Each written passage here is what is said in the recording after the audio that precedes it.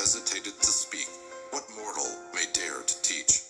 But remember that whatever be the answer to this problem, if indeed there be an answer, the truth remains that, while all is in the all, it is equally true that the all is in all. The teaching on this point is emphatic, and we may add the concluding words of the quotation. To him who truly understands this truth hath come great knowledge. Chapter 8. Planes of Correspondence. As above, so below. As below, so above. The Kabbalion. The great second Hermetic principle embodies the truth that there is a harmony, agreement, and correspondence between the several planes of manifestation, life, and being. This truth is a truth because all that is included in the universe emanates from the same source, and the same laws, principles, and characteristics apply to each unit, or combination of units, of activity, as each manifests its own phenomena upon its own plane. For the purpose of convenience of thought and study, the Hermetic philosophy considers that the universe may be divided into three great classes of phenomena, known as the three great planes, namely, the great physical plane, the great mental plane, the great spiritual plane. These divisions are more or less artificial and arbitrary, for the truth is that all of the three divisions are but ascending degrees of the great scale of life, the lowest point of which is undifferentiated matter, and the highest point, that of spirit. And moreover, the different planes shade into each other, so that no hard and fast division may be made between the higher phenomena of the physical and the lower of the mental, or between the higher of the mental and the lower of the physical. In short, the three great planes may be regarded as three great groups of degrees of life manifestation. While the purposes of this little book do not allow us to enter into an extended discussion of or explanation of the subject of these different planes, still we think it well to give a general description of the same at this point. At the beginning, we may as well consider the question so often asked by the neophyte who desires to be informed regarding the meaning of the word plane, which term has been very freely used and very poorly explained in many recent works upon the subject of occultism. The question is generally about as follows. Is a plane a place having dimensions, or is it merely a condition or state? We answer, no, not a place, nor ordinary dimension of space, and yet more than a state or condition. It may be considered as a state or condition, and yet the state or condition is a degree of dimension, in a scale subject to measurement. Somewhat paradoxical, is it not? But let us examine the matter. A dimension, you know, is a measure in a straight line relating to measure, etc. The ordinary dimensions of space are length, breadth, and height, or perhaps length, breadth, height, thickness, or circumference. But there is another dimension of created things, or measure in a straight line, known to occultists, and to scientists as well, although the latter have not as yet applied the term dimension to it. And this new dimension, which, by the way, is the much speculated about fourth dimension, is the standard used in determining the degrees or planes. This fourth dimension may be called the dimension of vibration. It is a fact well known to modern science, as well as to the Hermetists who have embodied the truth in their third Hermetic principle, that everything is in motion, everything vibrates, nothing is at rest. From the highest manifestation to the lowest, everything and all things vibrate. Not only do they vibrate at different rates of motion, but as in different directions and in a different manner. The degrees of the rate of vibrations constitute the degrees of measurement on the scale of vibrations. In other words, the degrees of the fourth dimension. And these degrees form what occultists call planes. The higher the degree of rate of vibration, the higher the plane, and the higher the manifestation of life occupying that plane. So that while a plane is not a place, nor yet a state or condition, yet it possesses qualities common to both. We shall have more to say regarding the subject of the scale of vibrations in our next lessons, in which we shall consider the Hermetic principle of vibration. You will kindly remember, however, that the three great planes are not actual divisions of the phenomena of the universe, but merely arbitrary terms used by the Hermetists in order to aid in the thought and study of the various degrees and forms of universal activity and life. The atom of matter, the unit of force, the mind of man, and the being of the archangel are all but degrees in one scale, and all fundamentally the same. The difference between solely a matter of degree and rate of vibration. All are creations of the all, and have their existence solely within the infinite mind of the all. The Hermetists subdivide each of the three great planes into 7 minor planes, and each of these latter are also subdivided into 7 subplanes, all divisions being more or less arbitrary, shading into each other, and adopted merely for the convenience of scientific study and thought. The great physical plane and its 7 minor planes is that division of the phenomena of the universe which includes all that relates to physics or material things, forces and manifestations. It includes all forms of that which we call matter, and all forms of that which we call energy or force. But you must remember that the Hermetic philosophy does not recognize matter as a thing in itself, or as having a separate existence even in the mind of the all. The teachings are that matter is but a form of energy, that is, energy at a low rate of vibrations of a certain kind.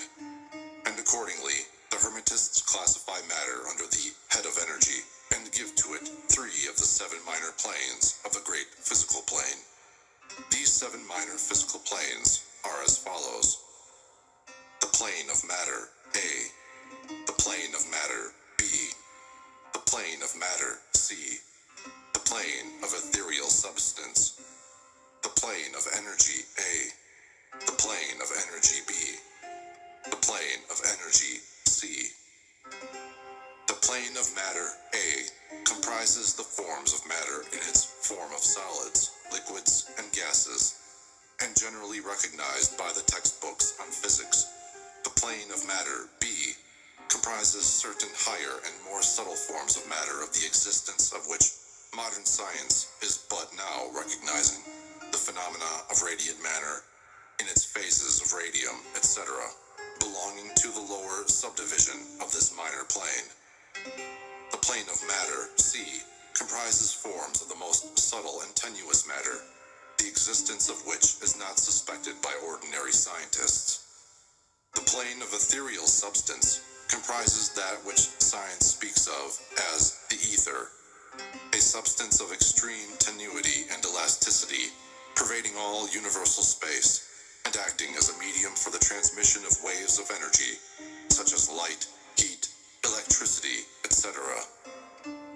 This ethereal substance forms a connecting link between matter, so-called, and energy, and partakes of the nature of each.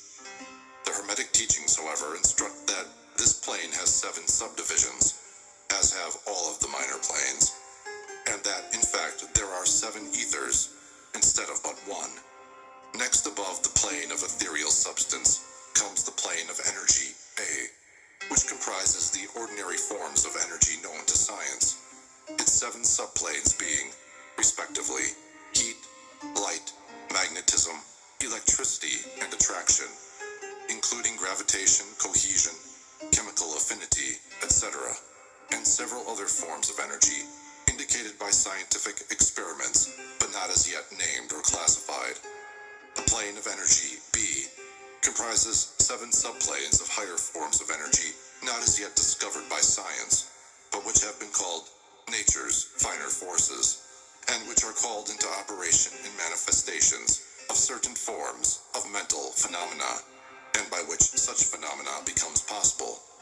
The plane of energy C comprises 7 subplanes of energy so highly organized that it bears many of the characteristics of life, but which is not recognized by the minds of men on the ordinary plane of development, being available for the use on beings of the spiritual plane alone. Such energy is unthinkable to ordinary man, and may be considered almost as the divine power. The beings employing the same are as gods, compared even to the highest human types known to us. The great mental plane comprises those forms of living things known to us in ordinary life, as well as certain other forms not so well known except to the occultist. The classification of the 7 minor mental planes is more or less satisfactory and arbitrary, unless accompanied by elaborate explanations which are foreign to the purpose of this particular work. But we may as well mention them. They are as follows: the plane of mineral mind, the plane of elemental mind A, the plane of plant mind, the plane of elemental mind B, the plane of animal mind, the plane of elemental mind C, the plane of human mind. The plane of mineral mind comprises the states or conditions of the units or entities, or groups and combinations of the same, which animate the forms known to us as minerals, chemicals, etc. These entities must not be confounded with the molecules, atoms, and corpuscles themselves, the latter being merely the material bodies or forms of these entities, just as a man's body is but his material form and not himself. These entities may be called souls, in one sense, and are living beings of a low degree of development, life, and mind, just a little more than the units of living energy, which comprise the higher subdivisions of the highest physical plane. The average mind does not generally attribute the possession of mind, soul, or life to the mineral kingdom, but all occultists recognize the existence of the same, and modern science is rapidly moving forward to the point of view of the Hermetic in this respect. The molecules, atoms, and corpuscles have their loves and hates, likes and dislikes, attractions and repulsions, affinities and non-affinities, etc. And some of the more daring of modern scientific minds have expressed the opinion that the desire and will, emotions and feelings of the atoms differ only in degree from those of men. We have no time or space to argue this matter here. All occultists know it to be a fact, and others are referred to some of the more recent scientific works for outside corroboration. There are the usual 7 subdivisions to this plane. The plane of elemental mind A comprises the state or condition and degree of mental and vital development of a class of entities unknown to the average man, but recognized to occultists. They are invisible to the ordinary senses of man, but nevertheless exist and play their part of the drama of the universe. Their degree of intelligence is between that of the mineral and chemical entities on the one hand, and of the entities of the plant kingdom on the other. There are 7 subdivisions to this plane also. The plane of plant mind, in its 7 subdivisions, comprises the states or conditions of the entities comprising the kingdoms of the plant world, the vital and mental phenomena of which is fairly well understood by the average intelligent person. Many new and interesting scientific works regarding mind and life in plants having been published during the last decade. Plants have life, mind, and souls, as well as have the animals man and superman. The plane of elemental mind, B, in its 7 subdivisions, comprises the states and conditions of a higher form of elemental or unseen entities, playing their part in the general work of the universe, the mind and life of which form a part of the scale between the plane of plant mind and the plane of animal mind, the entities partaking of the nature of both. The plane of animal mind, in its 7 subdivisions, comprises the states and conditions of the entities, beings, or souls, animating the animal forms of life familiar to us all. It is not necessary to go into details regarding this kingdom or plane of life, for the animal world is as familiar to us as is our own. The plane of elemental mind, C, in its 7 subdivisions, comprises those entities or beings invisible, as are all such elemental forms, which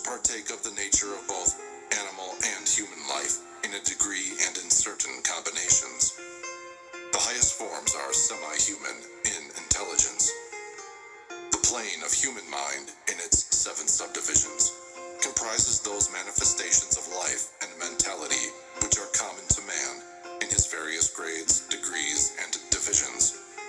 In this connection, we wish to point out the fact that the average man of today occupies but the 4th subdivision of the plane of human mind, and only the most intelligent have crossed the borders of the 5th subdivision. It has taken the race millions of years to reach this stage, and it will take many more years for the race to move on to the 6th and 7th subdivisions and beyond. But remember that there have been races before us which have passed through these degrees and then on to higher planes. Our own race is the 5th, with stragglers from the 4th, which has set foot upon the path. And then there are a few advanced souls of our own race who have outstripped the masses, and who have passed on to the 6th and 7th subdivision, and some few being still further on. The man of the 6th subdivision will be the Superman. He of the 7th will be the Overman. In our consideration of the 7 minor mental planes, we have merely referred to the 3 elementary planes in a general way. We do not wish to go into this subject in detail in this work, for it does not belong to this part of the general philosophy and teachings. But we may say this much in order to give you a little clearer idea of the relations of these planes to the more familiar ones. The elementary planes bear the same relation to the planes of mineral, plant, animal, and human mentality and life that the black keys on the piano do to the white keys. The white keys are sufficient to produce music, but there are certain scales, melodies, and harmonies in which the black keys play their part, and in which their presence is necessary. They are also necessary as connecting links of soul condition, entity states, etc., between the several other planes, certain forms of development being attained therein. This last fact giving to the reader who can read between the lines a new light upon the processes of evolution, and a new key to the secret door of the leaps of life between kingdom and kingdom. The great kingdoms of elementals are fully recognized by all occultists, and the esoteric writings are full of mention of them. The readers of Bulwer's, Zanoni, and similar tales will recognize the entities inhabiting these planes of life. Passing on from the great mental plane to the great spiritual plane, what shall we say? How can we explain these higher states of being, life, and mind to minds as yet unable to grasp and understand the higher subdivisions of the plane of human mind? The task is impossible. We can speak only in the most general terms. How may light be described to a man born blind? How sugar to a man who has never tasted anything sweet? How harmony to one born deaf? All that we can say is that the 7 minor planes of the great spiritual plane, each minor plane having its 7 subdivisions, comprise beings possessing life, mind, and form, as far above that of man today as the latter is above the earthworm, mineral, or even certain forms of energy or matter. The life of these beings so far transcends our own that we cannot even think of the details of the same. Their minds so far transcend ours that to them we scarcely seem to think, and our mental processes seem almost akin to material processes. The matter of which their forms are composed is of the highest planes of matter. Nay, some are even said to be clothed in pure energy. What may be said of such beings? On the 7 minor planes of the great spiritual plane exist beings of whom we may speak as angels, archangels, demigods. On the lower minor planes dwell those great souls whom we call masters and adepts. Above them come the great hierarchies of the angelic hosts, unthinkable to man, and above those come those who may without irreverence be called the gods. So high in the scale of being are they, their being, intelligence, and power being akin to those attributed by the races of men to their conceptions of deity. These beings are beyond even the highest flights of the human imagination, the word divine being the only one applicable to them. Many of these beings, as well as the angelic host, take the greatest interest in the affairs of the universe and play an important part in its affairs. These unseen divinities and angelic helpers extend their influence freely and powerfully in the process of evolution and cosmic progress. Their occasional intervention and assistance in human affairs have led to the many legends, beliefs, religions, and traditions of the race, past and present. They have superimposed their knowledge and power upon the world again and again, all under the law of the all, of course. But yet, even the highest of these advanced beings exist merely as creations of, and in, the mind of the all, and are subject to the cosmic processes and universal laws. They are still mortal. We may call them gods if we like, but still, they are but the elder brethren of the race, the advanced souls who have outstripped their brethren, and who have foregone the ecstasy of absorption by the all, in order to help the race on its upward journey along the path. But they belong to the universe, and are subject to its conditions. They are mortal, and their plane is below that of absolute spirit. Only the most advanced hermetists are able to grasp the inner teachings regarding the state of existence and the powers manifested on the spiritual planes. The phenomena is so much higher than that of the mental planes that a confusion of ideas would surely result from an attempt to describe the same. Only those whose minds have been carefully trained along the lines of the Hermetic philosophy for years, yes, those who have brought with them from other incarnations the knowledge acquired previously, can comprehend just what is meant by the teaching regarding these spiritual planes. And much of these inner teachings is held by the Hermetists as being too sacred, important, and even dangerous for general public dissemination. The intelligent student may recognize what we mean by this when we state that the meaning of spirit, as used by the Hermetists, is akin to living power, animated force, inner essence, essence of life, etc., which meaning must not be confounded with that usually and commonly employed in connection with the term, such as religious, ecclesiastical, spiritual, ethereal, holy, etc., etc.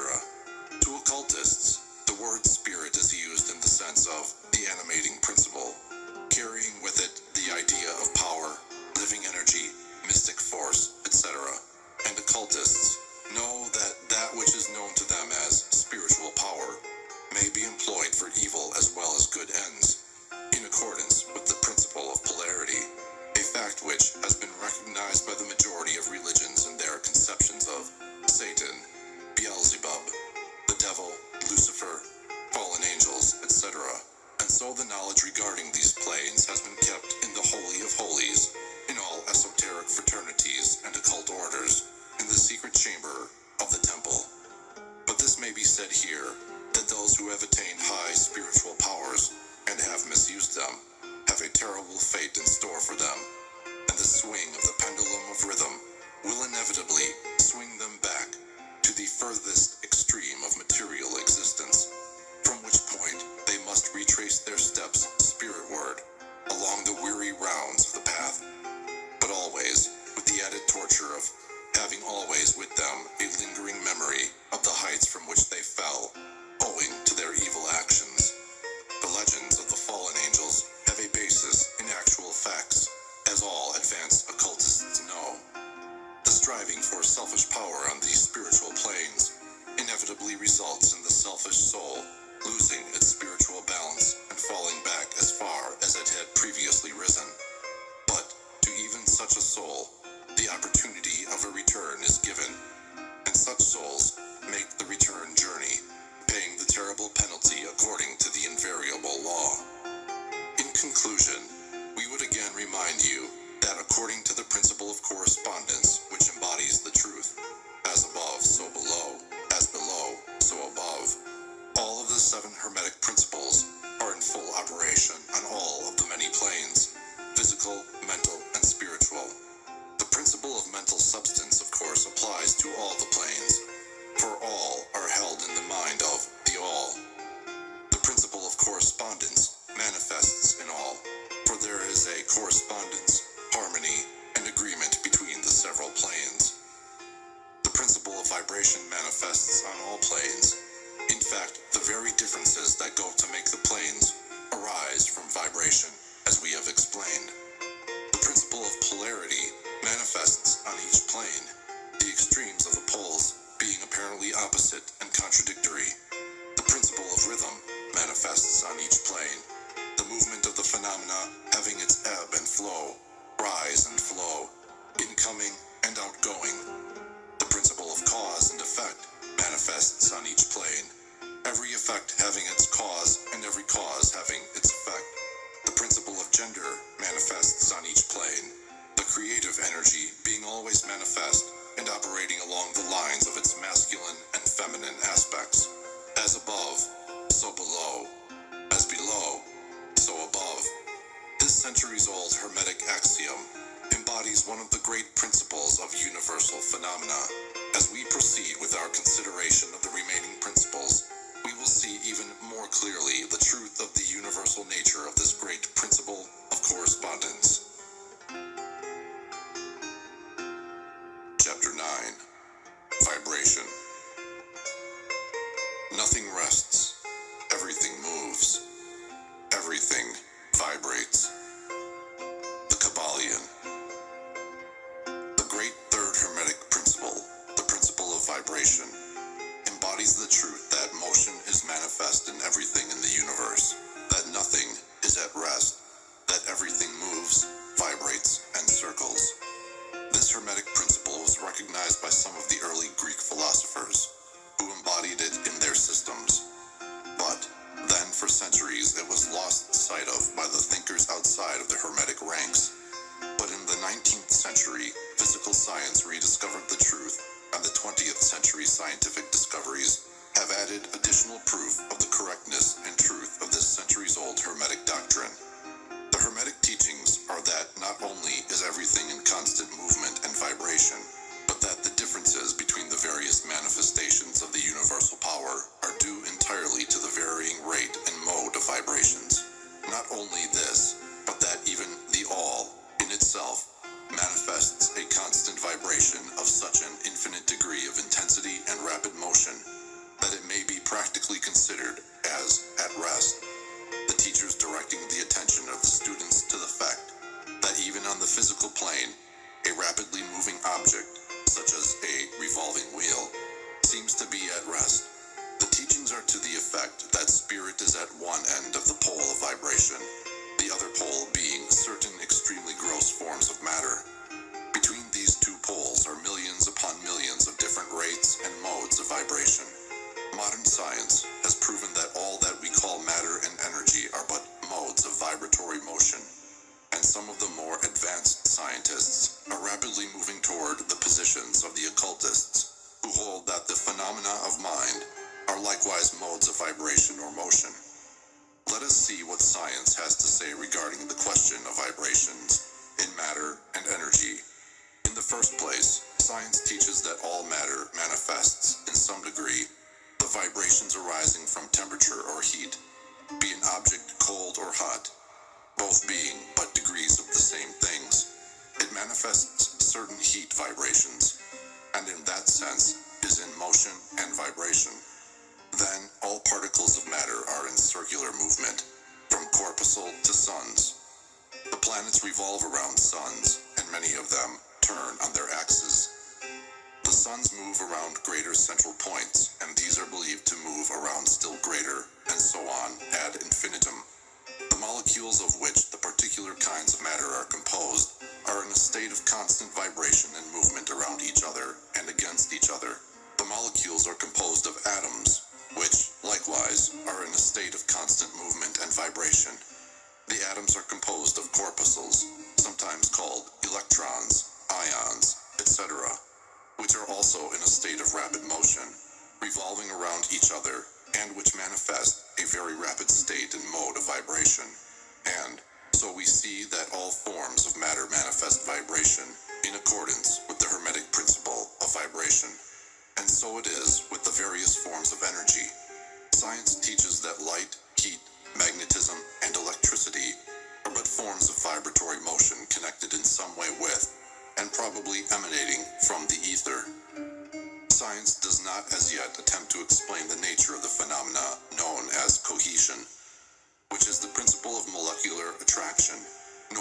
chemical affinity, which is the principle of atomic attraction, nor gravitation, the greatest mystery of the three, which is the principle of attraction by which every particle or mass of matter is bound to every other particle or mass. These three forms of energy are not as yet understood by science, yet the writers incline to the opinion that these two are manifestations of some form of vibratory energy, a fact which the Hermetists have held and taught for ages past. The universal ether, which is postulated by science without its nature being understood clearly, is held by the Hermetists to be but a higher manifestation of that which is erroneously called matter. That is to say, matter at a higher degree of vibration, and is called by them the ethereal substance. The Hermetists teach that this ethereal substance is of extreme tenuity and elasticity, and pervades universal space, serving as a medium of transmission of waves of vibratory energy such as heat, light, electricity, magnetism, etc. The teachings are that the ethereal substance is a connecting link between the forms of vibratory energy known as matter, on the one hand, and energy or force on the other, and also that it manifests a degree of vibration in rate and mode entirely on its own. Scientists have offered the illustration of a rapidly moving wheel, top, or cylinder to show the effects of increasing rates of vibration. The illustration supposes a wheel, top, or revolving cylinder running at a low rate of speed. We will call this revolving thing the object. In following out the illustration, let us suppose the object is moving slowly. It may be seen readily, but no sound of its movement reaches the ear. The speed is gradually increased. In a few moments, its movement becomes so rapid that a deep growl or low note may be heard. Then, as the rate is increased, the note rises one in the musical scale. Then, the motion being still further increased, the next highest note is distinguished. Then, one after another, all the notes of the musical scale appear, rising higher and higher as the motion is increased. Finally, when the motions have reached a certain rate, the final note perceptible to human ears is reached, and the shrill, piercing shriek dies away, and silence follows. No sound is heard from the revolving object, the rate of motion being so high that the human ear cannot register the vibrations. Then comes the perception of rising degrees of heat. Then after quite a time, the eye catches a glimpse of the object becoming a dull, dark, reddish color. As the rate increases, the red becomes brighter. Then, as the speed is increased, the red melts into an orange. Then the orange melts into a yellow. Then follow, successively, the shades of green, blue, indigo, and finally violet, as the rate of speed increases. Then the violet shades away, and all colors disappear, the human eye not being able to register them. But there are invisible rays emanating from the revolving object, the rays that are used in photographing, and other subtle rays of light. Then begin to manifest the peculiar rays known as the X-rays, etc., as the constitution of the object changes. Electricity and magnetism are emitted when the appropriate rate of vibration is attained. When the object reaches a certain state of vibration, its molecules disintegrate and resolve themselves into the original elements, or atoms. Then the atoms, following the principle of vibration, are separated into the countless corpuscles of which they are composed. And finally, even the corpuscles disappear and the object may be said to be composed of the ethereal substance.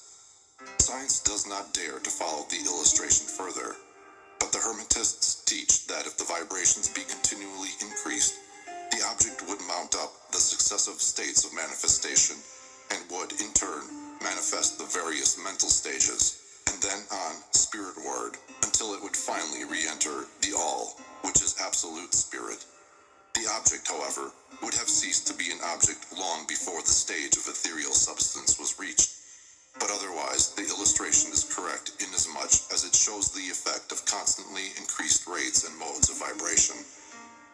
It must be remembered, in the above illustration, that at the stages at which the object throws off vibrations of light, heat, etc., it is not actually resolved into to those forms of energy, which are much higher in the scale, but simply that it reaches a degree of vibration in which those forms of energy are liberated, in a degree, from the confining influences of its molecules, atoms, and corpuscles, as the case may be. These forms of energy, although much higher in the scale than matter, are imprisoned and confined in the material combinations, by reason of the energies manifesting through and using material forms, but thus becoming entangled and confined in their creations of material forms, which, to an extent, is true of all creations, the creating force becoming involved in its creation. But the Hermetic teachings go much further than do those of modern science.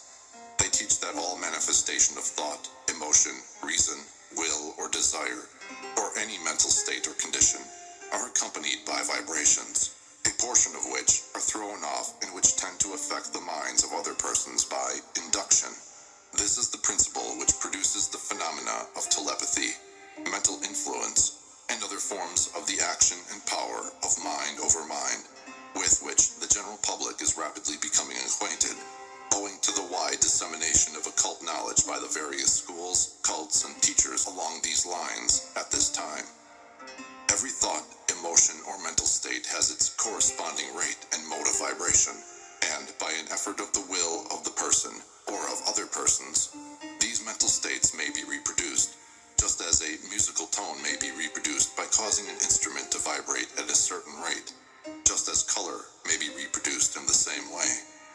By a knowledge of the principle of vibration as applied to mental phenomena, one may polarize his mind at any degree he wishes, thus gaining a perfect control over his mental states, moods, etc. In the same way, he may affect the minds of others, producing the desired mental states in them. In short, he may be able to produce on the mental plane that which science produces on the physical plane, namely, vibrations at will. This power, of course, may be acquired only by the proper instruction, exercises, practice, etc. The science being that of mental transmutation, one of the branches of the Hermetic art. A little reflection on what we have said will show the student that the principle of vibration underlies the wonderful phenomena of the power manifested by the masters and adepts, who are able to apparently set aside the laws of nature, but who, in reality, are simply using one law against another, one principle against others, and who accomplish their results by changing the vibrations of material objects or forms of energy, and thus perform what are commonly called miracles. As one of the old Hermetic writers has truly said, he who understands the principle of vibration has grasped the scepter of power. Chapter 10. Polarity. Everything is dual. Everything has poles. Everything has its pair of opposites. Like and unlike are the same. Opposites are identical in nature, but different in degree. Extremes meet. All truths are but half-truths. All paradoxes may be reconciled. The Kabbalion. The great fourth Hermetic principle, the principle of polarity, embodies the truth that all manifested things have two sides, two aspects, two poles, and a pair of opposites, with manifold degrees between the two extremes. The old paradoxes, which have ever perplexed the mind of men, are explained by an understanding of this principle. Man has always recognized something akin to this principle, and has endeavored to express it by such sayings, maxims, and aphorisms as the following. Everything is and isn't at the same time. All truths are but half-truths. Every truth is half false. There are two sides to everything. There is a reverse side to every shield, etc., etc. The Hermetic teachings are to the effect that the difference between things seemingly diametrically opposed to each other is merely a matter of degree. It teaches that the pairs of opposites may be reconciled, and that thesis and antithesis are identical in nature but different in degree, and that the universal reconciliation of opposites is affected by a recognition of this principle of polarity. The teachers claim that illustrations of this principle may be had on every hand, and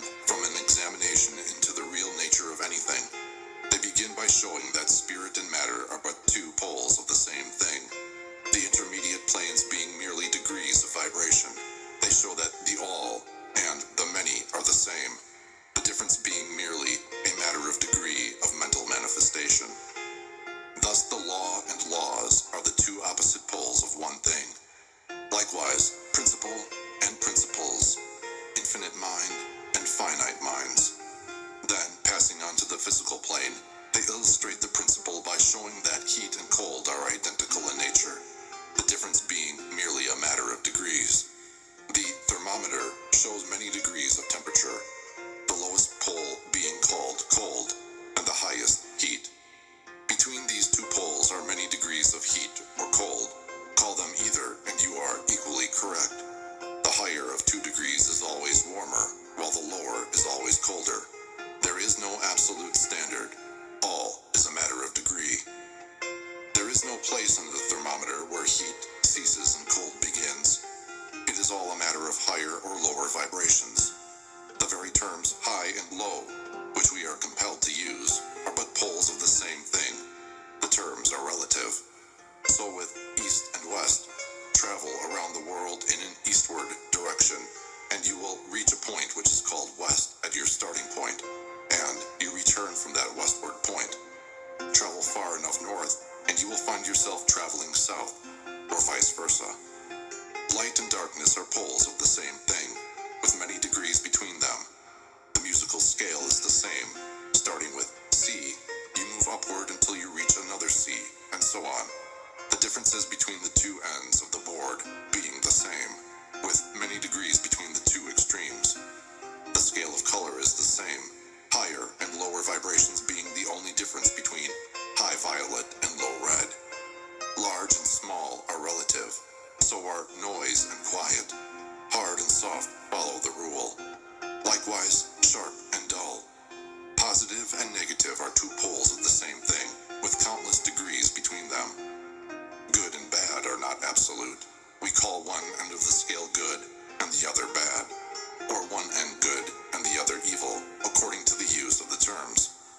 A thing is less good than the thing higher in the scale, but that less good thing, in turn, is more good than the thing next below it, and so on, the more or less being regulated by the position on the scale.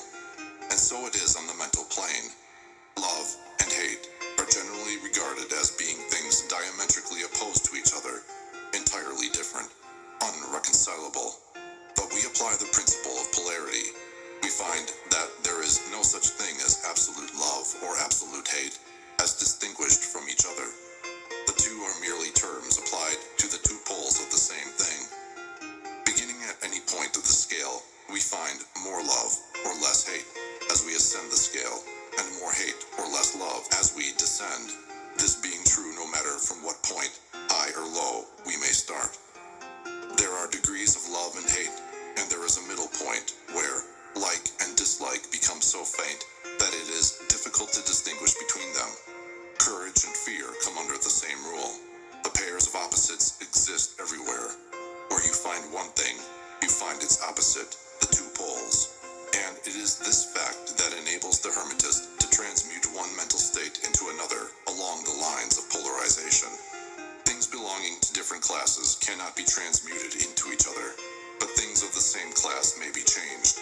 That is, may have their polarity changed.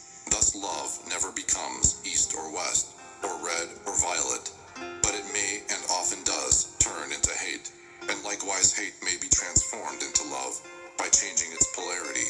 Courage may be transmuted into fear, and the reverse. Hard things may be rendered soft, dull things become sharp, hot things become cold, and so on, the transmutation always being between things of the same kind of different degrees. Take the case of a fearful man. By raising his mental vibrations along the line of fear and courage, he can be filled with the highest degree of courage and fearlessness. And likewise, the slothful man may change himself into an active, energetic individual simply by polarizing along the lines of the desired quality.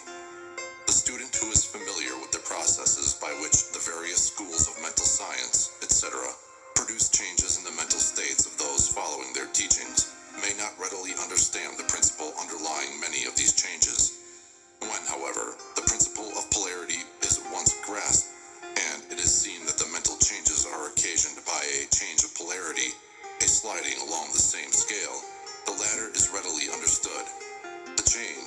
not in the nature of a transmutation of one thing into another thing entirely different, but is merely a change of degree in the same things, a vastly important difference. For instance, borrowing an analogy from the physical plane, it is impossible to change heat into sharpness, loudness, highness, etc. But heat may readily be transmuted into cold, simply by lowering the vibrations. In the same way, hate and love are mutually transmutable, so are fear and courage. But fear cannot be transformed into love, nor can courage be transmuted into hate. The mental states belong to innumerable classes, each class of which has its opposite poles, along which transmutation is possible. The student will readily recognize that in the mental states, as well as in the phenomena of the physical plane, the two poles may be classified as positive and negative respectively. Thus love is positive to hate, courage to fear, activity to non-activity, etc., etc.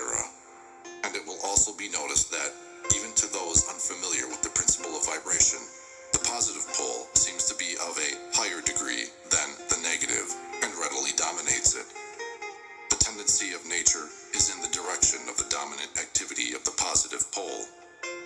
In addition to the changing of the poles of one's own mental states by the operation of the art of polarization, the phenomena of mental influence, in its manifold phases, shows us that the principle may be extended so as to embrace the phenomena of the influence of one mind over that of another, of which so much has been written and taught of late years. When it is understood that mental induction is possible, that is, that mental states may be produced by induction from others, then we can readily see how a certain rate of vibration or polarization of a certain mental state may be communicated to another person, and his polarity in that class of mental states thus changed. It is along this principle that the results of many of the mental treatments are obtained. For instance, a person is blue, melancholy, and full of fear. A mental scientist bringing his own mind up to the desired vibration by his trained will, and thus obtaining the desired polarization in his own case, then produces a similar mental state in the other by induction, the result being that the vibrations are raised and the person polarizes toward the positive end of the scale instead of toward the negative, and his fear and other negative emotions are transmuted to courage and similar positive mental states. A little study will show you that these mental changes are nearly all along the line of polarization, the change being one of degree rather than of kind. A knowledge of the existence of this great hermetic principle will enable the student to better understand his own mental states and those of other people. He will see that these states are all matters of degree, and seeing thus, he will be able to raise or lower the vibration at will, to change his mental poles, and thus be master of his mental states, instead of being their servant and slave, and by his knowledge, he will be able to aid his fellows intelligently, and by the appropriate methods, change the polarity when the same is desirable. We advise all students to familiarize themselves with this principle of polarity, for a correct understanding of the same will throw light on many difficult subjects. Chapter 11. Rhythm. Everything flows out and in. Everything has its tides. All things rise and fall. The pendulum swing manifests in everything. The measure of the swing to the right is the measure of the swing to the left. Rhythm compensates. The Kabbalion. The great fifth hermetic principle, the principle of rhythm, embodies the truth that in everything there is manifested a measured motion, a to and from movement, a flow and inflow, a swing forward and backward, a pendulum-like movement, a tide-like ebb and flow, a high tide and a low tide, between the two poles manifest on the physical, mental, or spiritual planes. The principle of rhythm is closely connected with the principle of polarity described in the preceding chapter. Rhythm manifests between the two poles established by the principle of polarity. This does not mean, however, that the pendulum of rhythm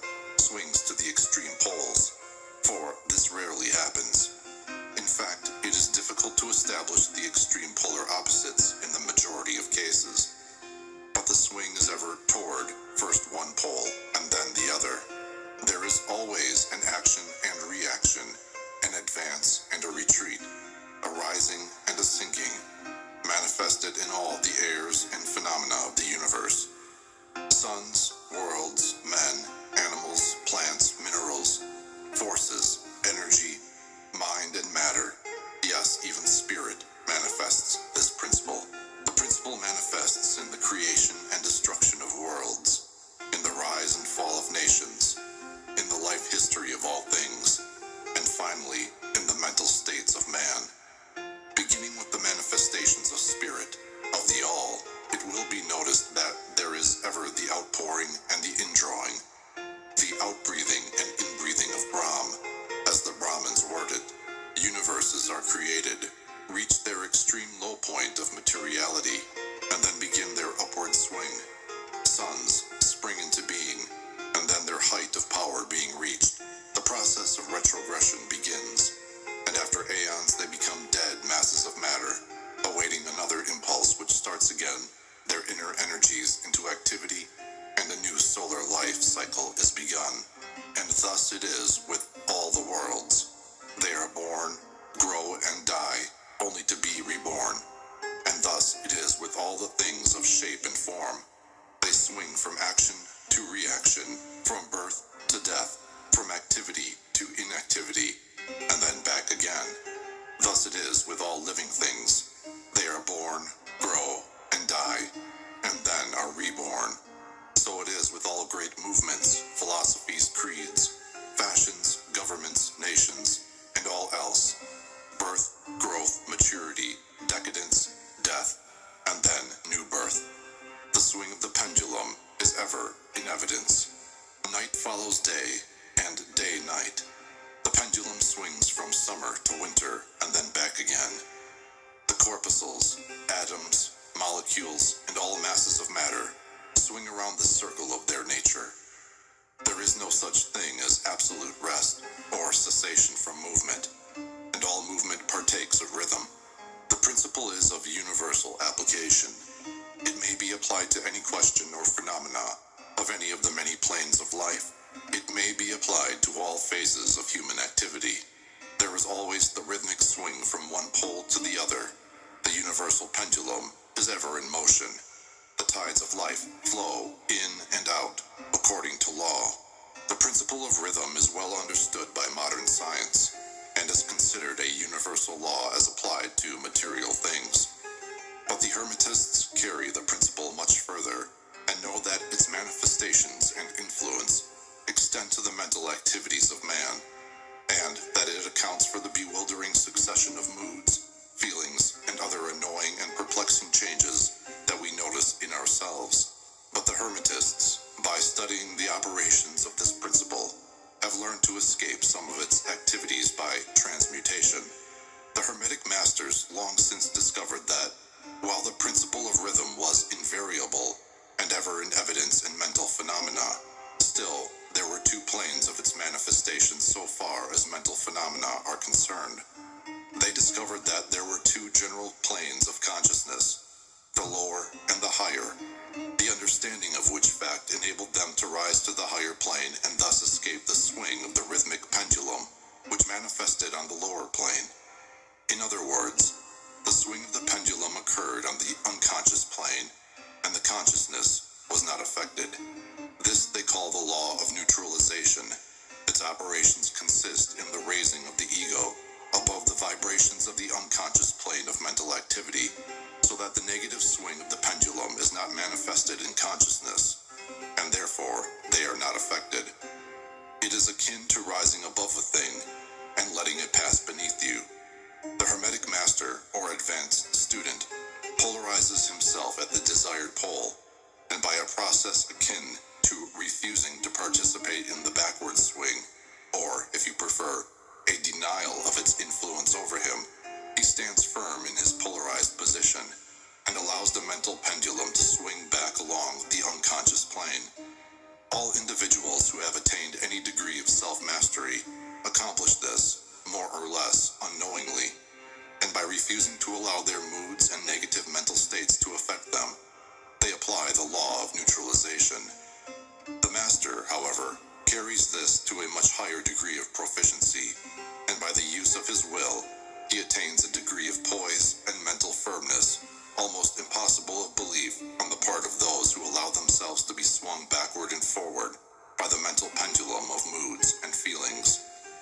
The importance of this will be appreciated by any thinking person who realizes what creatures of moods, feelings, and emotion the majority of people are, and how little mastery of themselves they manifest.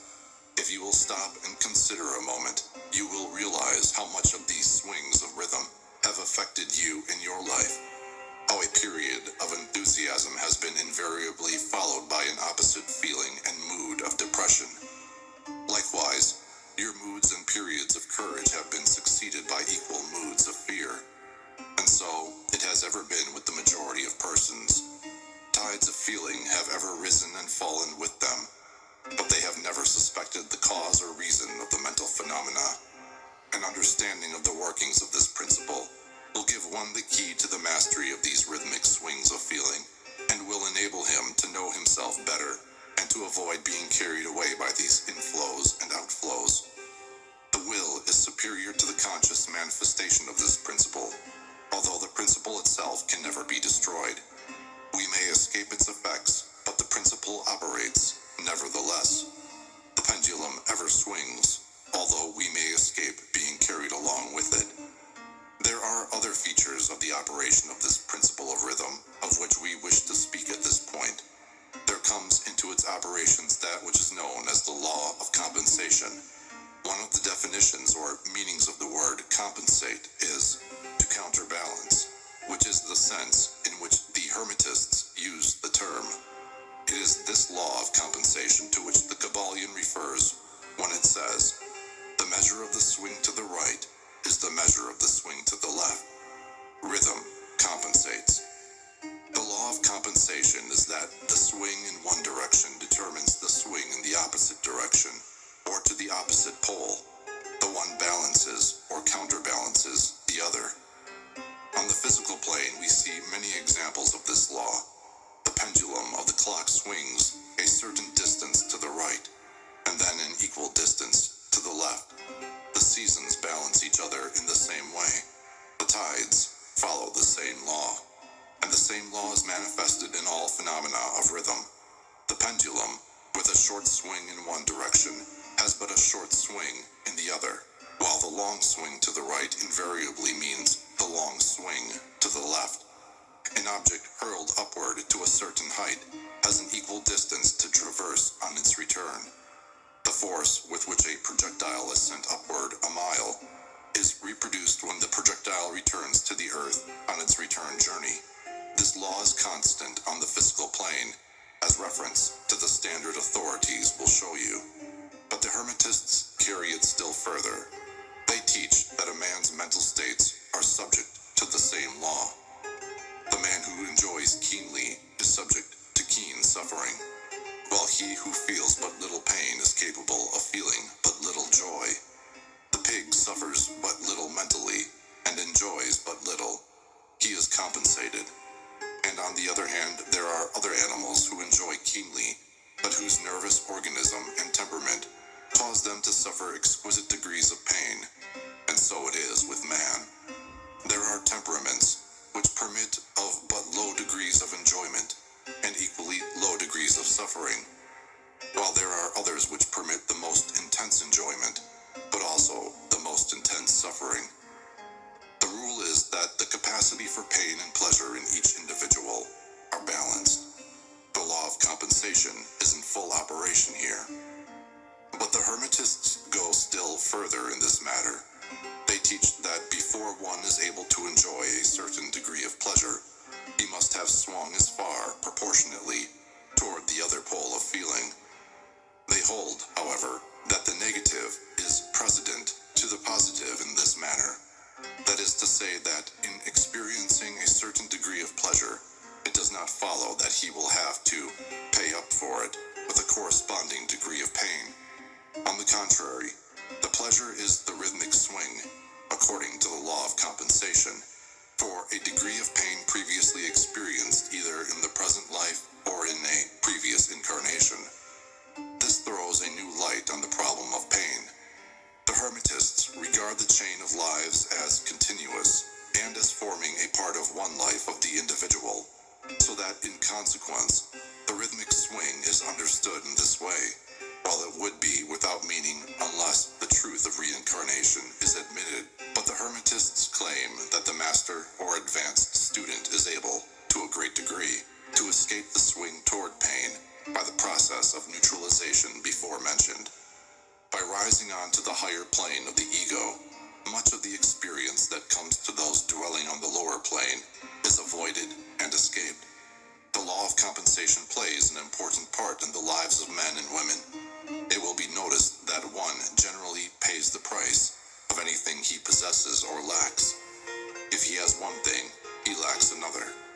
The balance is struck. No one can keep his penny and have the bit of cake at the same time. Everything has its pleasant and unpleasant sides. The things that one gains are always paid for by the things that one loses. The rich possess much that the poor lack, while the poor often possess things that are beyond the reach of the rich.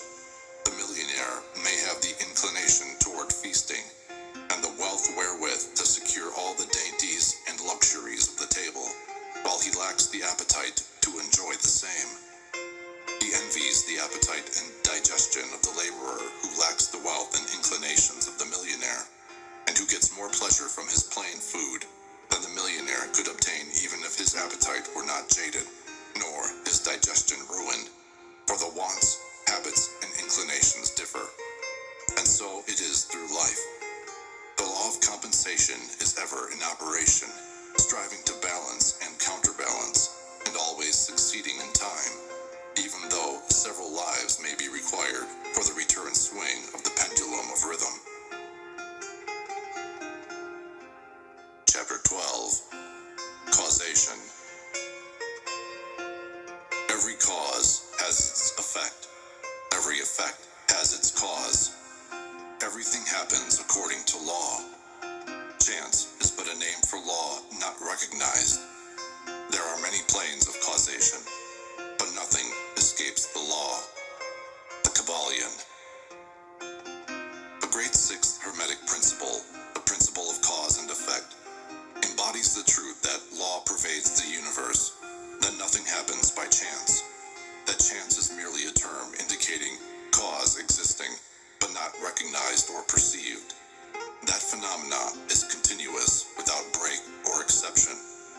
The principle of cause and effect underlies all scientific thought, ancient and modern, and was enunciated by the Hermetic teachers in the earliest days. While many and varied disputes between the many schools of thought have since arisen, these disputes have been principally upon the details of the operations of the principle, and still more often upon the meaning of certain words. The underlying principle of cause and effect has been accepted as correct by practically all the thinkers of the world worthy of the name. To think otherwise would be to take the phenomena of the universe from the domain of law and order, and to relegate it to the control of the imaginary, something which men have called chance. A little consideration will show that there is, in reality, no such thing as pure chance. Webster defines the word chance as follows: a supposed agent or mode of activity other than a force, law, or purpose, the operation or activity of such agent, the supposed effect of such an agent, a happening, fortuity, casualty, etc. But a little consideration will show you that there can be no such agent as chance, in the sense of something outside of law, something outside of cause and effect.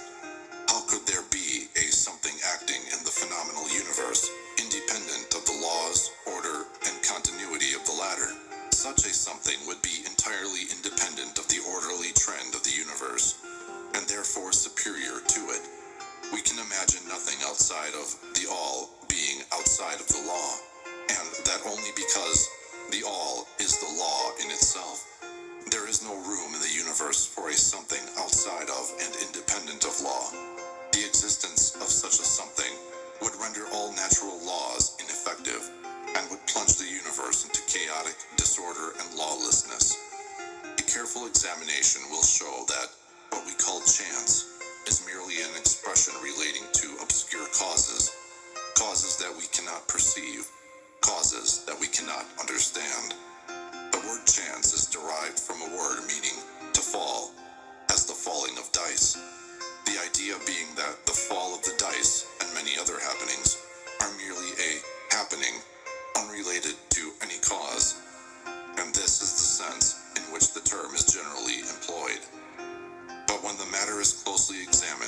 it is seen that there is no chance whatsoever about the fall of the dice. Each time a die falls and displays a certain number, it obeys a law as infallible as that which governs the revolution of the planets around the sun. Back of the fall of the die are causes or chains of causes, running back further than the mind can follow. The position of the die in the box, the amount of muscular energy expended in the throw, the condition of the table, etc., etc., are all causes, the effect of which may be seen. But back of these seen causes are the chains of unseen preceding causes, all of which had a bearing upon the number of the die which fell uppermost. If a die be cast a great number of times, it will be found that the numbers shown will be about equal. That is, there will be an equal number of 1 spot, 2 spot, etc., coming uppermost. Toss a penny in the air, and it may come down either heads or tails, but make a sufficient number of tosses, and the heads and tails will about even up. This is the operation of the law of average. But both the average and the single toss come under the law of cause and effect. And if we were able to examine into the preceding causes, it would be clearly seen that it was simply impossible for the die to fall other than it did, under the same circumstances and at the same time. Given the same causes, the same results will follow. There is always a cause and a because to every event. Nothing ever happens without a cause, or rather a chain of causes. Some confusion has arisen in the minds of persons considering this principle, from the fact that they were unable to explain how one thing could cause another thing, that is, be the creator of the second thing. As a matter of fact, no thing ever causes or creates another thing. Cause and effect deals merely with events. An event is that which comes, arrives, or happens as a result or consequent of some preceding event. No event creates another event, but is merely a preceding link in the great orderly chain of events flowing from the creative energy of the all. There is a continuity between all events precedent, consequent, and subsequent. There is also a relation existing between everything that has gone before and everything that follows. A stone is dislodged from a mountainside and crashes through a roof of a cottage in the valley below. At first sight, we regard this as a chance effect. But when we examine the matter, we find a great chain of causes behind it. In the first place, there was the rain which softened the earth supporting the stone, and which allowed it to fall. Then, back of that was the influence of the sun, other rains, etc., which gradually disintegrated the piece of rock from a larger piece. Then, there were causes which led to the formation of the mountain, and its upheaval by convulsions of nature, and so on ad infinitum. Then we might follow up the causes behind the rain, etc. Then we might consider the existence of the roof in short. We would soon find ourselves involved in a mesh of cause and effect, from which we would soon strive to extricate ourselves. Just as a man has 2 parents, and 4 grandparents, and 8 great-grandparents, and 16 great-great-grandparents, and so on until when, say, 40 generations are calculated, the numbers of ancestors run into many millions. So it is with the number of causes behind even the most trifling event or phenomena, such as the passage of a tiny speck of soot before your eye. It is not an easy matter to trace the bit of soot back to the early period of the world's history when it formed a part of a massive tree trunk, which was afterward converted into coal, and so on, until as the speck of soot, it now passes before your vision on its way to other adventures, and a mighty chain of events, causes, and effects brought it to its present condition, and the later is but one of the chain of events which will go to produce other events hundreds of years from now. One of these series of events rising from the tiny bit of soot was the writing of these lines, which caused the typesetter to perform certain work, the proofreader to do likewise, and which will arouse certain thoughts in your mind, and that of others, which in turn will affect others, and so on, and on, and on, beyond the ability of man to think further, and all from the passage of a tiny bit of soot, all of which shows relativity and association of things, and the further fact that there is no great, there is no small, in the mind that causeth all. Stop to think a moment. If a certain man had not met a certain maid, away back in the dim period of the Stone Age, you who are now reading these lines would not be here. And if, perhaps, the same couple had failed to meet, we who now write these lines would not be here. We who now write these lines would not now be here. And the very act of writing on our part, and the act of reading on yours, will affect not only the respective lives of yourself and ourselves, but will also have a direct or indirect effect upon many other people now living and who will live in the ages to come.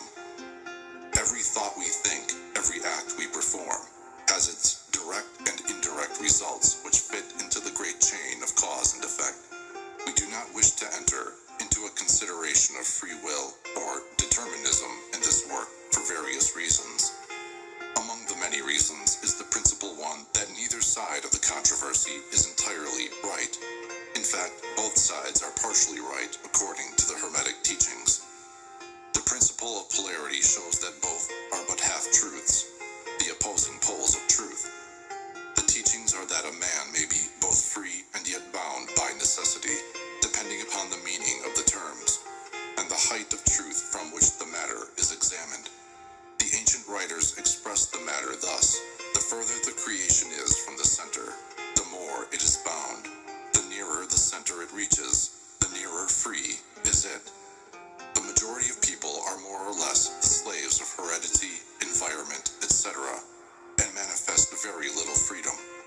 They are swayed by the opinions, customs, and thoughts of the outside world, and also by their emotions, feelings, moods, etc.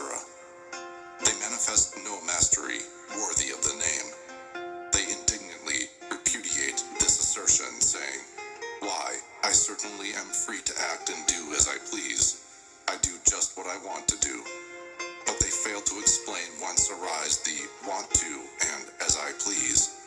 What makes them want to do one thing in preference to another? What makes them please to do this and not to do that? Is there no because to their pleasing and wanting? The master can change these pleases and wants into others at the opposite end of the mental pole. He is able to will, instead of to will because some feeling, mood, emotion, or environmental suggestion arouses a tendency or desire within him to do so. The majority of people are carried along like the falling stone, obedient to environment, outside influences, and internal moods, desires, etc. Not to speak of these desires and wills of others, stronger than themselves, heredity, environment, and suggestion, carrying them along without resistance on their part or the exercise of will. Moved like the pawns on the checkerboard of life, they play their parts and are laid aside after the game is over. But the masters, knowing the rules of the game, rise above the plane of material life, and placing themselves in touch with the higher powers of their nature, dominate their own moods, characters, qualities, and polarity, as well as the environment surrounding them, and thus become movers in the game, instead of pawns, causes instead of effects.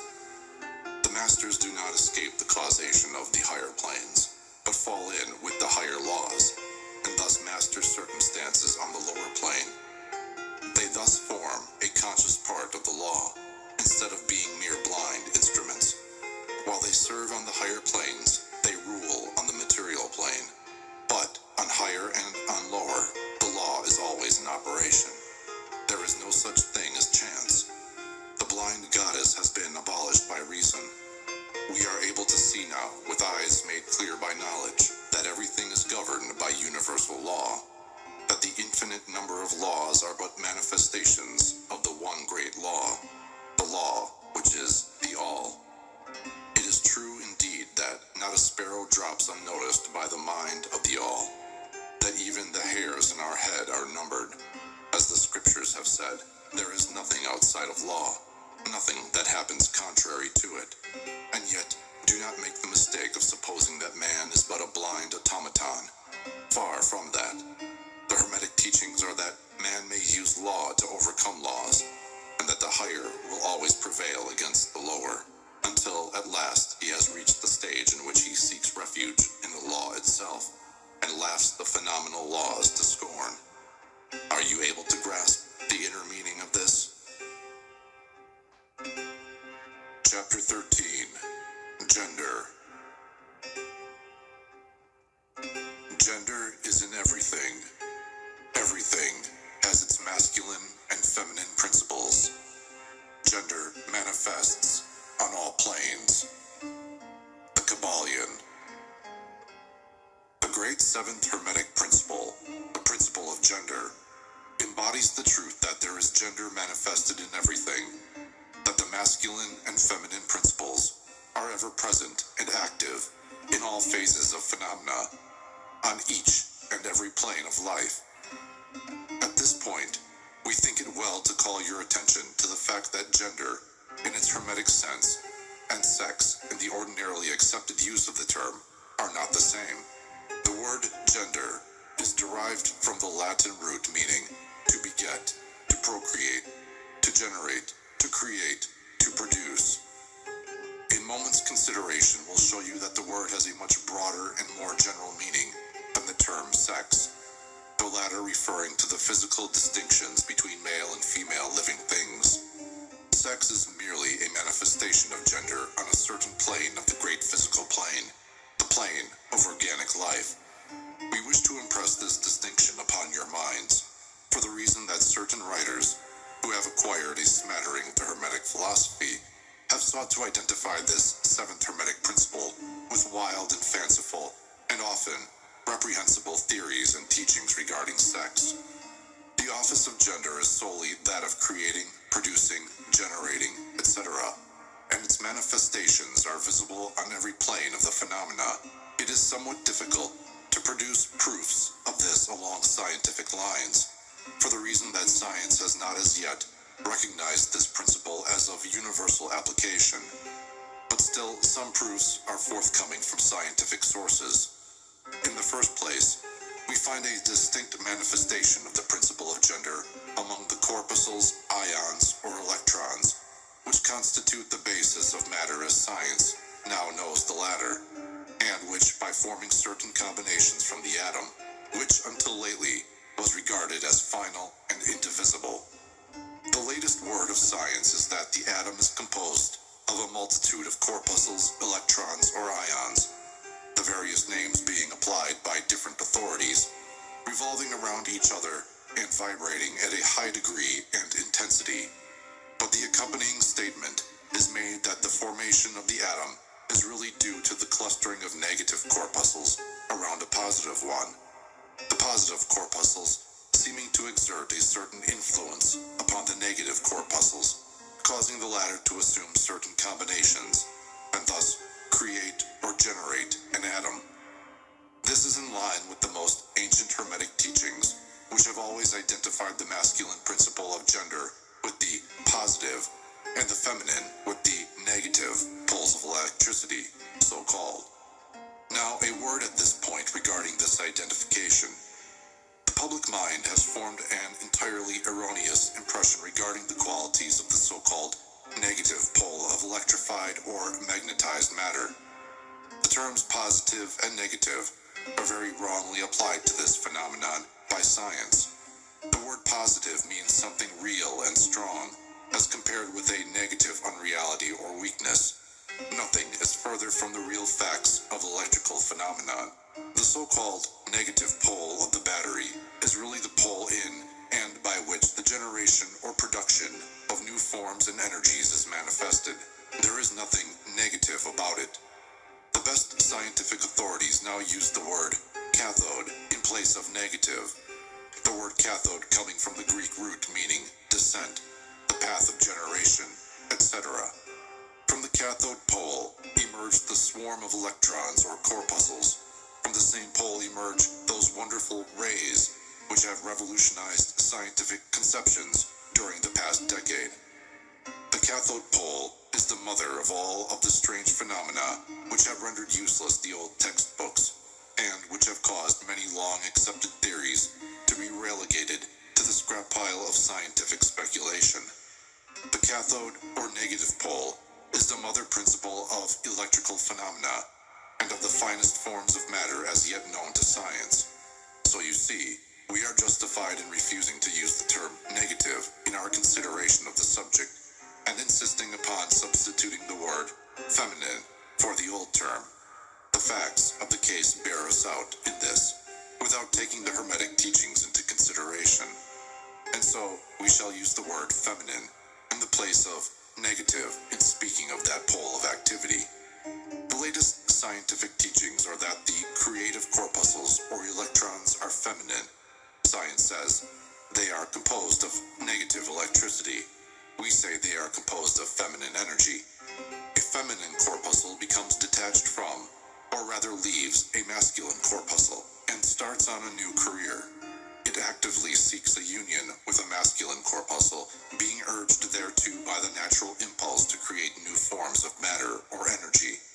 One writer goes so far as to use the term, it at once seeks, of its own volition, a union, etc.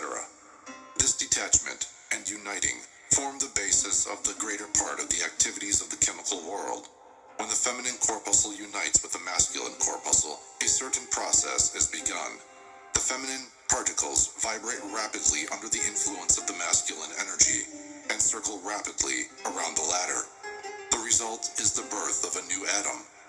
This new atom is really composed of a union of the masculine and feminine electrons, or corpuscles.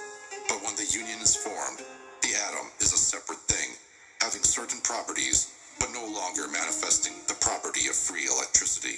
The process of detachment, or separation of the feminine electrons, is called ionization.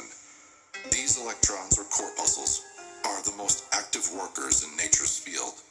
Arising from their unions or combinations, manifest the varied phenomena of light, heat, electricity, magnetism, attraction, repulsion, chemical affinity, and the reverse, and similar phenomena. And all this arises from the operation of the principle of gender on the plane of energy.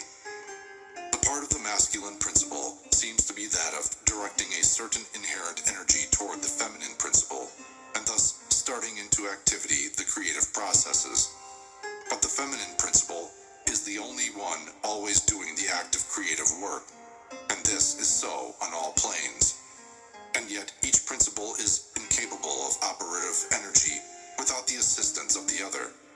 In some of the forms of life, the two principles are combined in one organism. For that matter, everything in the organic world manifests both genders. There is always the masculine present in the feminine form, and the feminine form present in the masculine.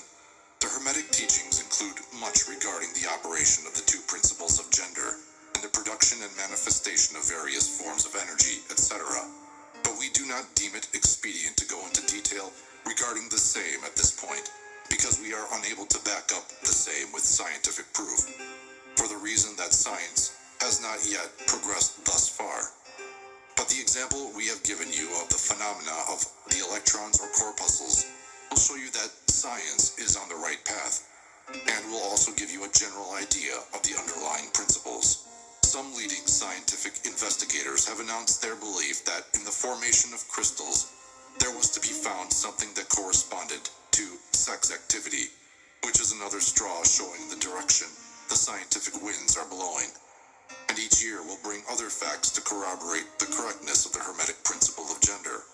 It will be found that gender is in constant operation and manifestation in the field of inorganic matter, and in the field of energy or force.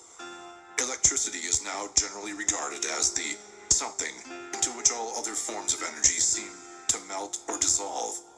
The electrical theory of the universe is the latest scientific doctrine, and is growing rapidly in popularity and general acceptance. And it thus follows that if we are able to discover in the phenomena of electricity, even at the very root and source of its manifestations, a clear and unmistakable evidence of the presence of gender and its activities, we are justified in asking you to believe that science at last has offered proofs of the existence in all universal phenomena of that great Hermetic principle, the principle of gender. It is not necessary to take up your time with the well-known phenomena of the attraction and repulsion of the atoms, chemical affinity, the loves and hates of the atomic particles, the attraction or cohesion between the molecules of matter. These facts are too well known to need extended comment from us. But have you ever considered that all of these things are manifestations of the gender principle?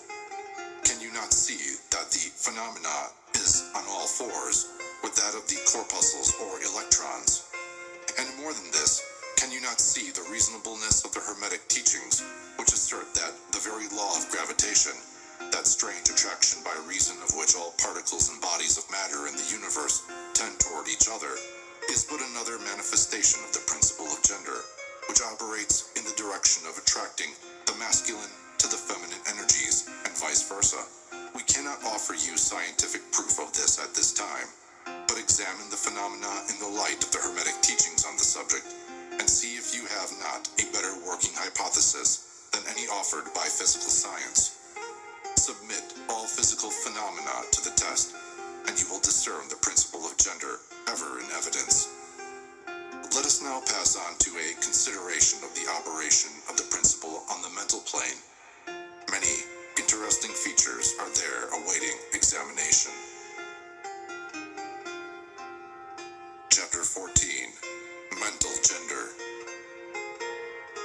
Students of psychology who have followed the modern trend of thought along the lines of mental phenomena are struck by the persistence of the dual mind idea, which has manifested itself so strongly during the past 10 or 15 years, and which has given rise to a number of plausible theories regarding the nature and constitution of these two minds. The late Thompson J. Hudson attained great popularity in 1893 by advancing his well-known theory of the objective and subjective minds, which he held existed in every individual. Other writers have attracted almost equal attention by the theories regarding the conscious and subconscious minds, the voluntary and involuntary minds, the active and passive minds, etc., etc. The theories of the various writers differ from each other, but there remains the underlying principle of the duality of mind. The student of the Hermetic philosophy is tempted to smile when he reads and hears of these many new theories regarding the duality of mind, each school adhering tenaciously to its own pet theories, and each claiming to have discovered the truth. The student turns back the pages of occult history, and away back in the dim beginnings of occult teachings, he finds references to the ancient Hermetic doctrine of the principle of gender on the mental plane, the manifestation of mental gender. And examining further, he finds that the ancient philosophy took cognizance of the phenomenon of the dual mind and accounted for it by the theory of mental gender. This idea of mental gender may be explained in a few words to students who are familiar with the modern theories just alluded to. The masculine principle of mind corresponds to the so-called objective mind, conscious mind, voluntary mind, active mind, etc. And the feminine principle of mind corresponds to the so-called subjective mind, subconscious mind, involuntary mind, passive mind, etc.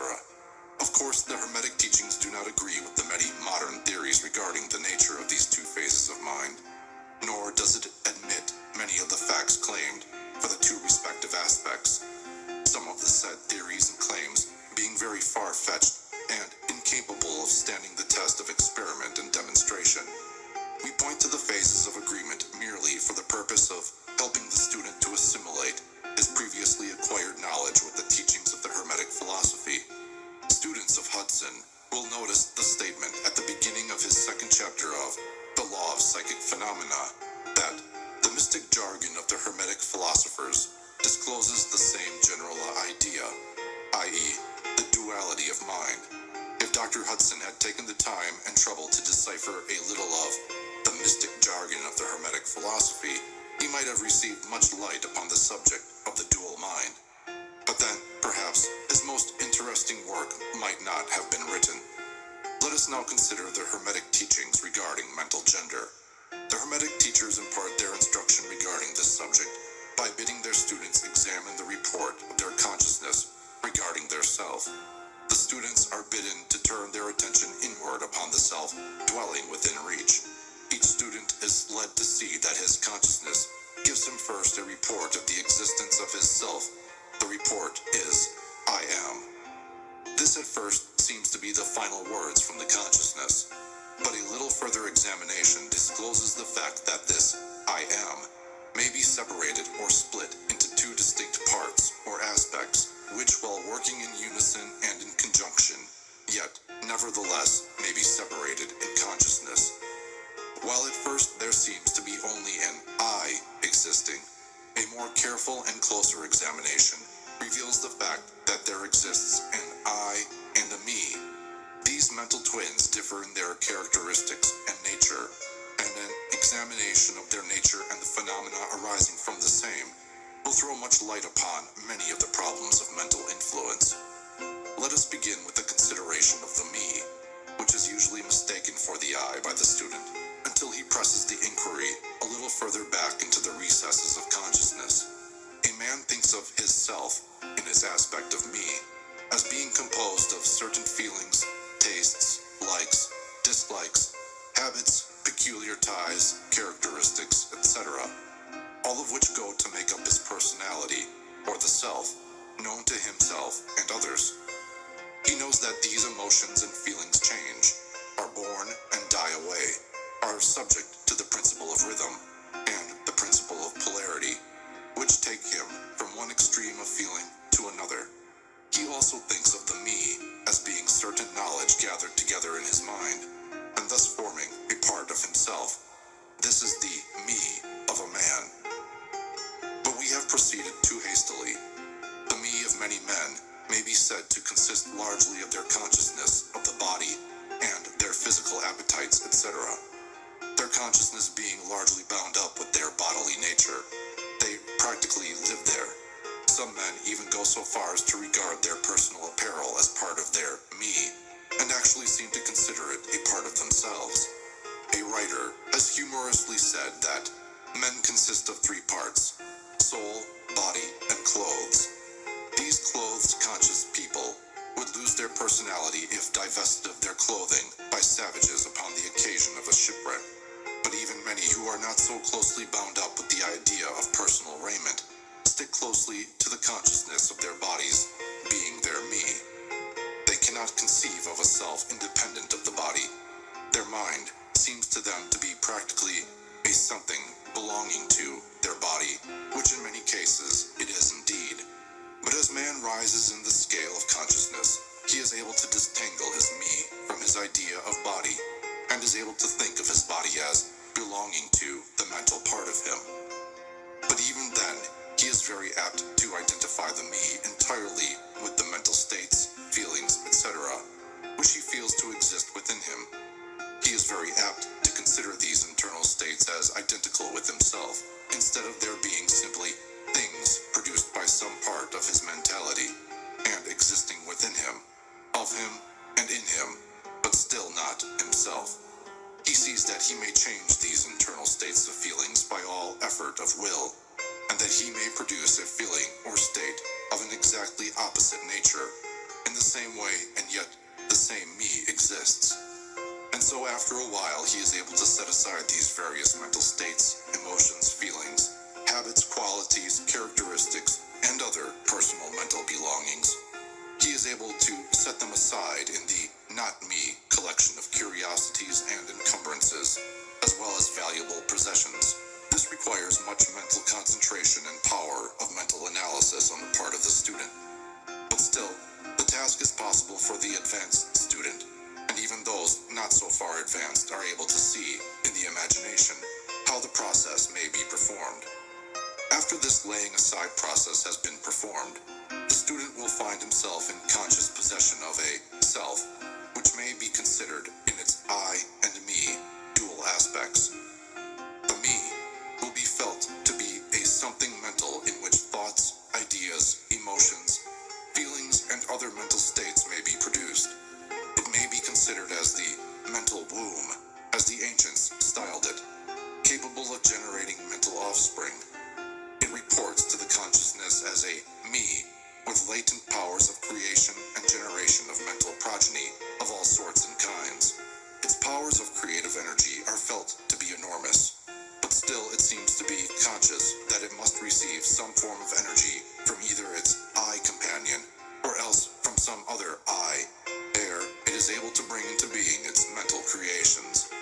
This consciousness brings with it a realization of an enormous capacity for mental work and creative ability. But the student soon finds that this is not all that he finds within his inner consciousness. He finds that there exists a mental something which is able to will that the me act along certain creative lines, and which is also able to stand aside and witness the mental creation. This part of himself he is taught to call his I. He is able to rest in its consciousness at will. He finds there is not a consciousness of an ability to generate and actively create, in the sense of the gradual process attendant upon mental operations, but rather a sense and consciousness of an ability to project an energy from the I to the me, a process of willing that the mental creation begin and proceed. He also finds that the I is able to stand aside and witness the operations of the me's mental creation and generation. There is this dual aspect in the mind of every person. The I represents the masculine principle of mental gender. The me represents the female principle. The I represents the aspect of being. The me, the aspect of becoming. You will notice that the principle of correspondence operates on this plane, just as it does upon the great plane upon which the creation of universes is performed. The two are similar in kind, although vastly different in degree. As above, so below. As below, so above.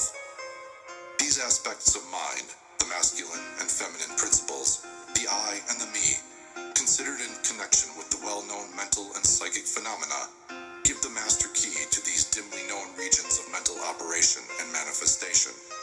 The principle of mental gender gives the truth underlying the whole field of the phenomena of mental influence, etc.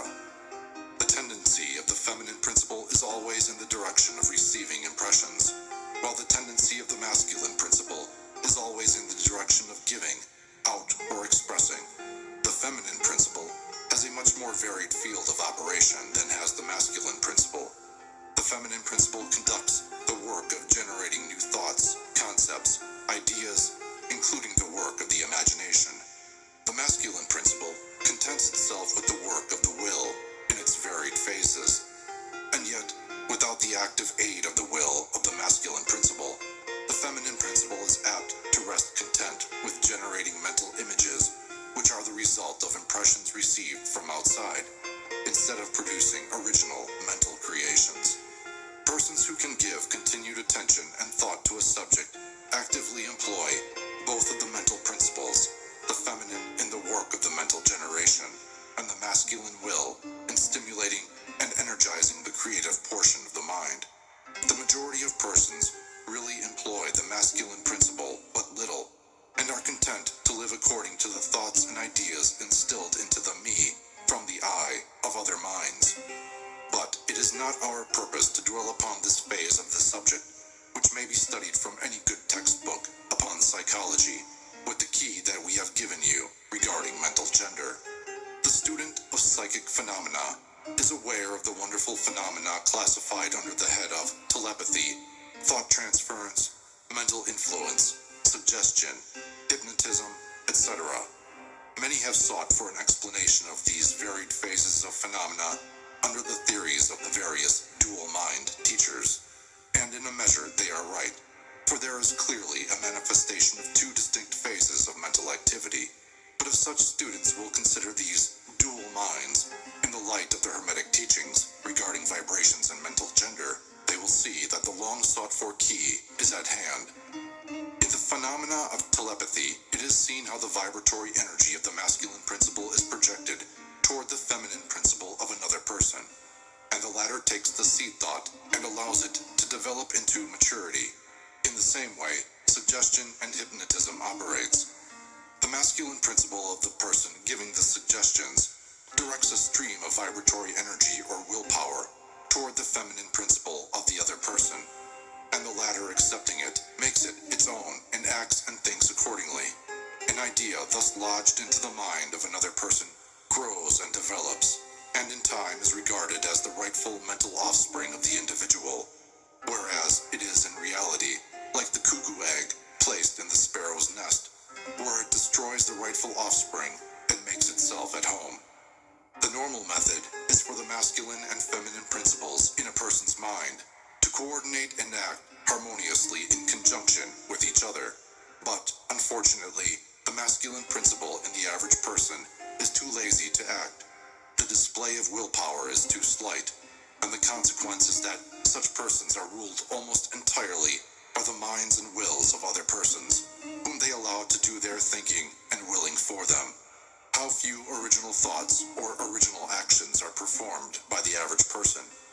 Are not the majority of persons mere shadows and echoes of others, having stronger wills or minds than themselves? The trouble is that the average person dwells almost altogether in his me consciousness, and does not realize that he has such a thing as an I. He is polarized in his feminine principle of mind, and the masculine principle, in which is lodged the will, is allowed to remain inactive and not employed. The strong men and women of the world invariably manifest the masculine principle of will, and their strength depends materially upon this fact. Instead of living upon the impressions made upon their minds by others, they dominate their own minds by their will, obtaining the kind of mental images desired, and moreover, dominate the minds of others likewise in the same manner. Look at the strong people, how they manage to implant their seed thoughts in the minds of the masses of the people, thus causing the latter to think thoughts in accordance with the desires and wills of the strong individuals. This is why the masses of people are such sheep-like creatures, never originating an idea of their own, nor using their own powers of mental activity. The manifestation of mental gender may be noticed all around us in everyday life. The magnetic persons are those who are able to use the masculine principle in the way of impressing their ideas upon others. The actor, who makes people weep or cry as he wills, is employing this principle, and so is the successful orator, statesman, preacher, writer, or other people who are before the public attention. The peculiar influence exerted by some people over others is due to the manifestation of mental gender along the vibrational lines above indicated. In this principle lies the secret of personal magnetism, personal influence, fascination, etc., as well as the phenomena generally grouped under the name of hypnotism. The student who has familiarized himself with the phenomena, generally spoken of as psychic, will have discovered the important part played in the said phenomena by that force which science has styled suggestion, by which term is meant the process or method whereby an idea is transferred to or impressed upon the mind of another, causing the second mind to act in accordance therewith. A correct understanding of suggestion is necessary in order to intelligently comprehend the varied physical phenomena which suggestion underlies, but still more is a knowledge of vibration and mental gender necessary for the student of suggestion. For the whole principle of suggestion depends upon the principle of mental gender and vibration. It is customary for the writers and teachings of suggestion to explain that it is the objective or voluntary mind which make the mental impression or suggestion upon the subjective or involuntary mind. But they do not describe the process or give us any analogy in nature whereby we may more readily comprehend the idea. But if you will think of the matter in the light of the Hermetic teachings, you will be able to see that the energizing of the feminine principle by the vibratory energy of the masculine principle is in accordance to the universal laws of nature, and that the natural world affords countless analogies whereby the principle may be understood. In fact, the Hermetic teachings show that the very creation of the universe follows the same law, and that in all creative manifestations, upon the planes of the spiritual, the mental, and the physical, there is always in operation this principle of gender, this manifestation of the masculine and the feminine principles. As above, so below. As below, so above. And more than this, when the principle of mental gender is once grasped and understood, the varied phenomena of psychology at once becomes capable of intelligent classification and study, instead of being very much in the dark. The principle works out in practice because it is based upon the immutable universal laws of life. We shall not enter into an extended discussion of, or description of, the varied phenomena of mental influence or psychic activity. There are many books, many of them quite good, which have been written and published on this subject of late years. The main facts stated in these various books are correct, although the several writers have attempted to explain the phenomena by various pet theories of their own. The student may acquaint himself with these matters, and by using the theory of mental gender, he will be able to bring order out of the chaos of conflicting theory and teachings, and may, moreover, readily make himself a master of the subject if he be so inclined. The purpose of this work is not to give an extended account of psychic phenomena, but rather to give the student a master key, whereby he may unlock the many doors leading into the parts of the temple of knowledge, which he may wish to explore. We feel that in this consideration of the teachings of the Kabbalion, one may find an explanation which will serve to clear away many perplexing difficulties, a key that will unlock many doors. What is the use of going into detail regarding all of the many features of psychic phenomena and mental science, provided we place in the hands of the student the means whereby he may acquaint himself fully regarding any phase of the subject which may interest him. With the aid of the Kabbalion, one may go through any occult library anew, the old light from Egypt, illuminating many dark pages and obscure subjects. That is the purpose of this book. We do not come expounding a new philosophy, but rather furnishing the outlines of a great, world-old teaching, which will make clear the teachings of others, which will serve as a great reconciler of differing theories and opposing doctrines. Chapter 15. Hermetic Axioms. The possession of knowledge, unless accompanied by a manifestation and expression in action, is like the hoarding of precious metals, a vain and foolish thing. Knowledge, like wealth, is intended for use. The law of use is universal, and he who violates it suffers by reason of his conflict with natural forces. The Kabbalion. The Hermetic teachings, while always having been kept securely locked up in the minds of the fortunate possessors thereof, for reasons which we have already stated, were never intended to be merely stored away and secreted. The law of use is dwelt upon in the teachings, as you may see by reference to the above quotation from the Kabbalion, which states it forcibly. Knowledge without use and expression is a vain thing, bringing no good to its possessor or to the race.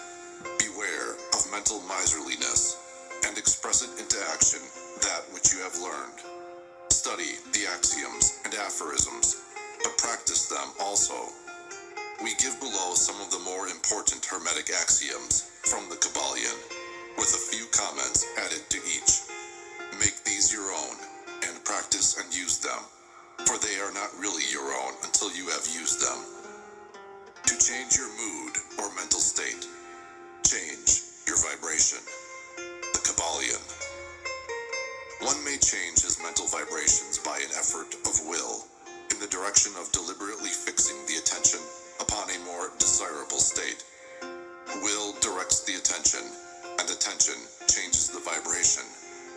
Cultivate the art of attention by means of the will, and you have solved the secret of the mastery of moods and mental states. To destroy an undesirable rate of mental vibration, put into operation the principle of polarity, and concentrate upon the opposite pole to that which you desire to suppress. Kill out the undesirable by changing its polarity. The Kabbalion. This is one of the most important of the Hermetic formulas.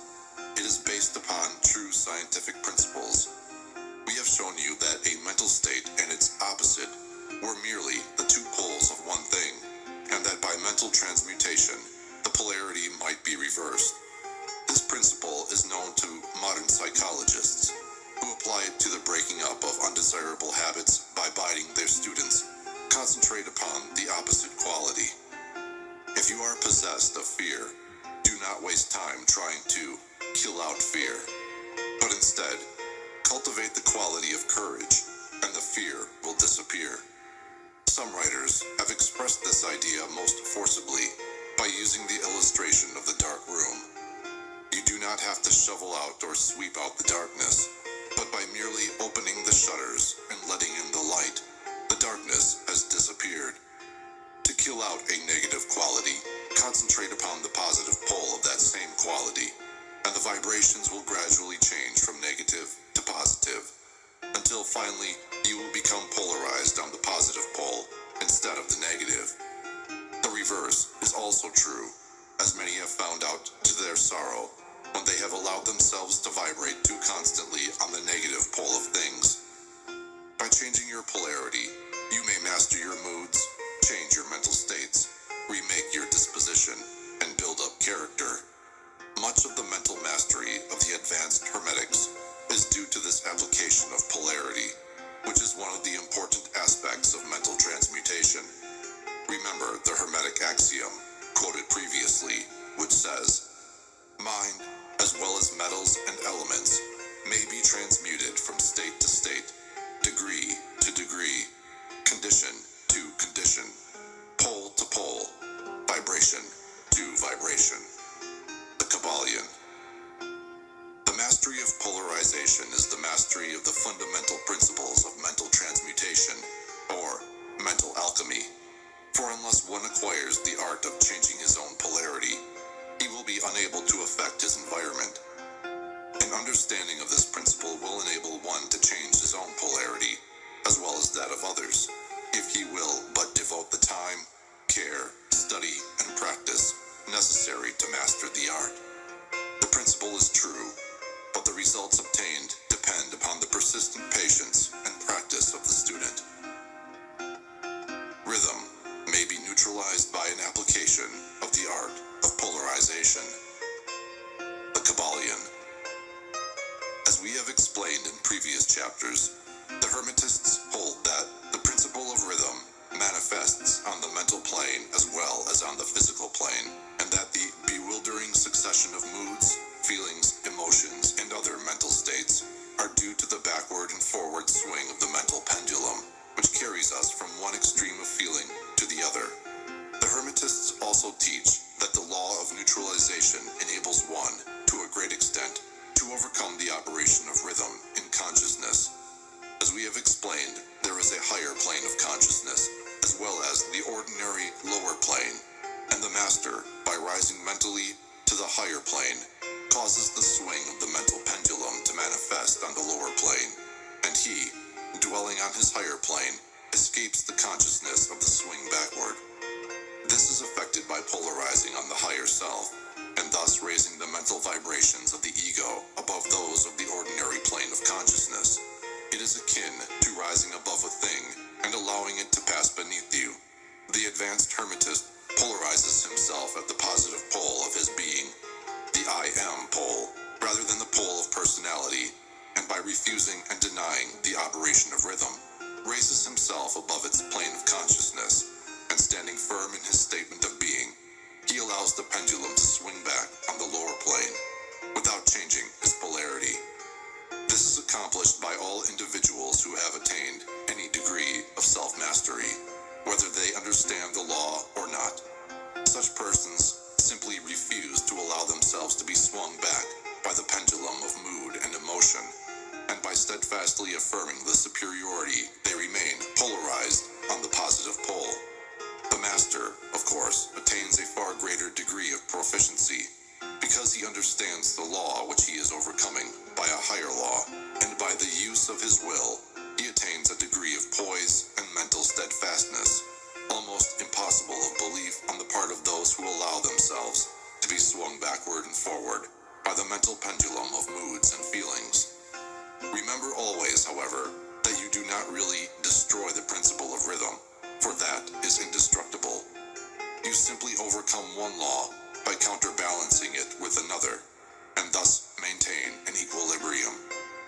The laws of balance and counterbalance are in operation on the mental as well as on the physical planes, and an understanding of these laws enables one to seem to overthrow laws, whereas he is merely exerting a counterbalance.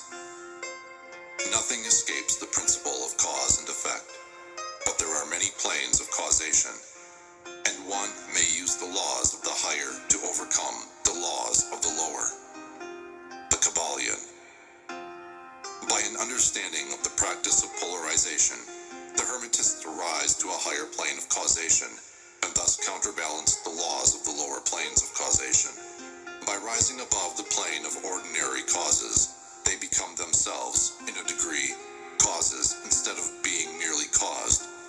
By being able to master their own moods and feelings, and by being able to neutralize rhythm, as we have already explained, they are able to escape a great part of the operations of cause and effect on the ordinary plane.